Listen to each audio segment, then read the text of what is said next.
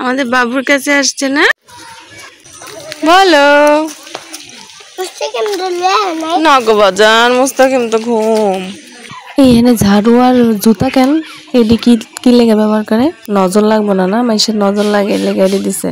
দেন একটা দোকানও খোলা নাই, কিছু যে কিনবো বাচ্চাদের জন্য কিচ্ছু পারলাম না। এই বাড়িটা তো অনেক সুন্দর। মাজ থাকো বাবা। হ্যাঁ আম্মা কই গেল? কি সবটি উঠছে? হ্যাঁ দেখো।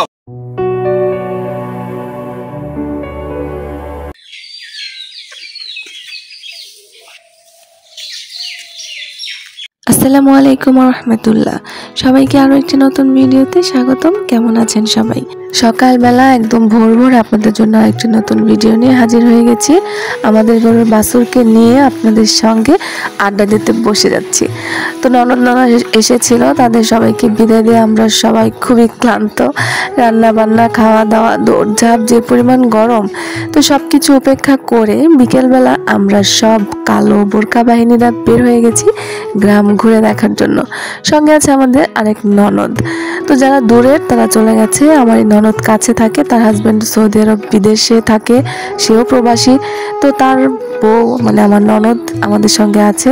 তো আমাদেরকে বলছে চলেন একটু ঘুরে আসি। আমার বড় যা, ছোট যা, সেজো যা, আমি, আমাদের বাচ্চা কাচ্চা সবাই মিলে আবারও বের হয়ে গেছি গ্রামের মেঠো পথ ধরে হাঁটাহাঁটি করার জন্য।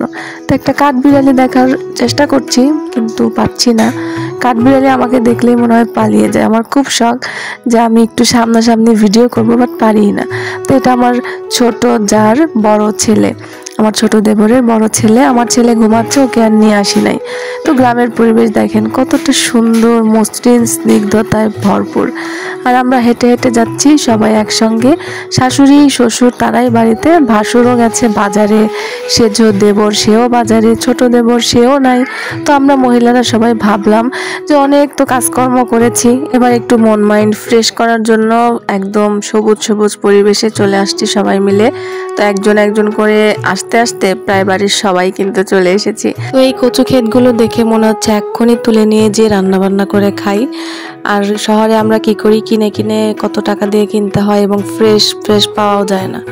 তো দেখেন আমরা সবাই মিলে খুবই আনন্দের সহিত রাস্তা দিয়ে হাঁটছি। আর দুই পাশে এত সুন্দর সবুজ প্রকৃতির মাঝখান দিয়ে এত সুন্দর একটা রাস্তা, তার মাঝখানে আমরা সবাই মিলে একদম নিরিবিলি, আশেপাশে কেউ নাই, হেঁটে যাচ্ছি। তো খুব ভালো লাগছে।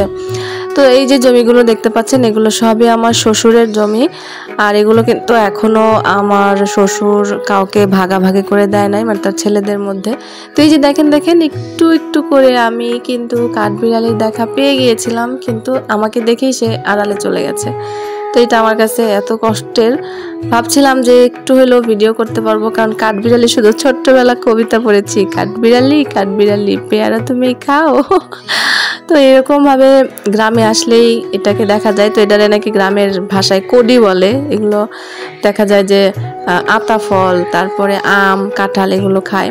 যাই হোক, তো এই যে দেখেন ওই যে উঁচা জমিটা, চারদিক দিয়ে যে মাটি দিয়ে ওঠানো, মাটি সাইড দিয়ে ওইটার যে মাঝখানে যে বিলের মতো, ওইটা আমার শ্বশুরের ওখানে এখন বর্তমানে প্রজেক্ট করা হয়েছে। ওগুলোতে আগে ধান হতো। আচ্ছা, এই যে একটা ফুল কি সুন্দর না, লাল রঙের, ছোট্ট ছোট্ট একদম, এত মিষ্টি দেখতে, কিন্তু ফুলের গাছটার অবস্থা দেখেন কি পরিমাণ ধুলাবালি। তো এই গাছটার নামটাও জানি না।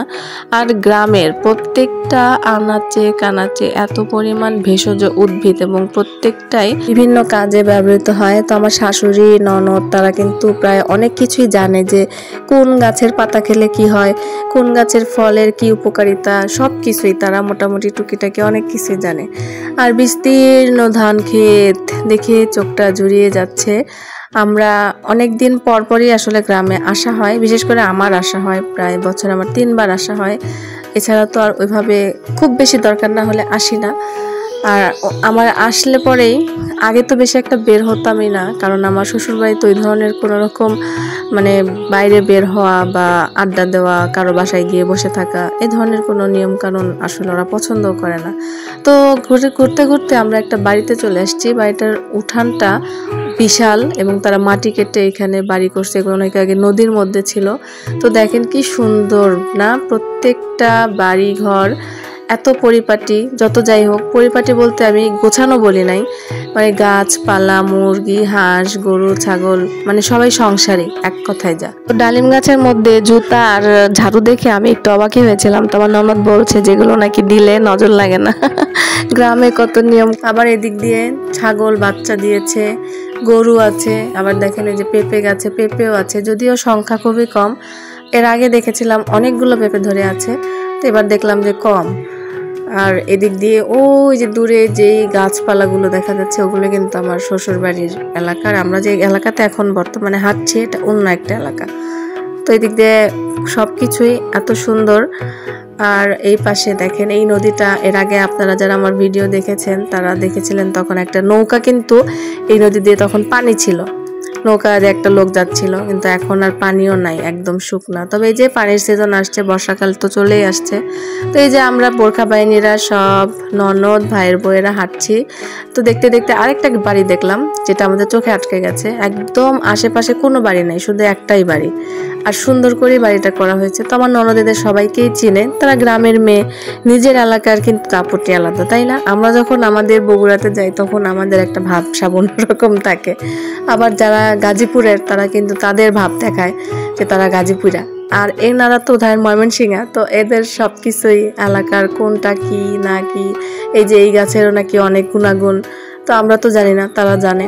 আর দেখেন কি পরিমাণ ধুলা, মানে পা একদম ডেবে ডেবে যাচ্ছে। এই জন্যই বললাম যে গাছের পাতাগুলা সব এত পরিমাণ ধুলাময়।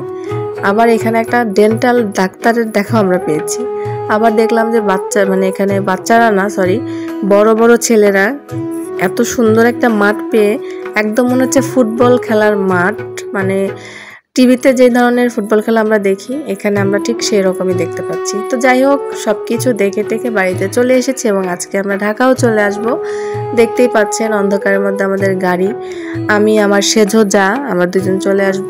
ড্রাইভারকে ফোন করা হয়েছিল, সে এসেছে আর আমাদেরকে নিয়ে এখন গাজীপুরের উদ্দেশ্যে রওনা দেবে। তো সবাইকে বিদায় টিদায় নিয়ে চলে যাওয়ার প্রস্তুতি নিয়েছি। তো আমার দুই যা, মানে বড় যা এবং ছোট যা, তারা আছে, তারা আবার 2 দিন পরে ঢাকায় আসবে, মানে গাজীপুরে আসবে। তো আমরা আর 2 জন যেই ছিলাম তারা চলে আসছি ছেলে মেয়ে নিয়ে, কারণ আমার মেয়ের মাদ্রাসা খুলে যাবে আগামীকাল থেকে। তো এই যে তারা সবাই গাড়িতে বসে পড়েছে, আর আমরা এখন দেখেন সুন্দর অন্ধকারের রাস্তা দিয়ে একটু একটু আলো দেখা যায় চলে আসছি গাজীপুরের উদ্দেশ্যে। তো শ্বশুরবাড়ি হয়তো বাবার কুরবানিতে যাব।